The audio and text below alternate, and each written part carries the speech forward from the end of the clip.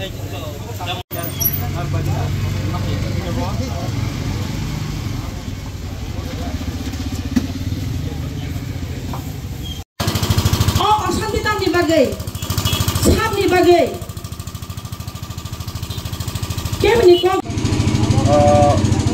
আমরা আগামী 9 অগাস্ট আগরতলা শহরে জনজাতি সমাবেশকে কেন্দ্র করে আমাদের প্রত্যেক মণ্ডলে ছোট ছোট বাজার সভা উঠান সভা চলছে।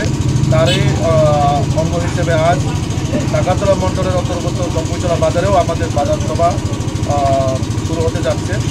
তার আগেই এখানে আমরা দেখতে পাই এখানে লোকালের যারা কিছু গুন্ডা বাহিনীরা আমাদের কার্যকর্তাকে রাস্তায় আটকে বেদর মারধর করে হসপিটালে এখন উনি ওগুলো হসপিটালে আমাদের কর্মী চিকিৎসাধীন।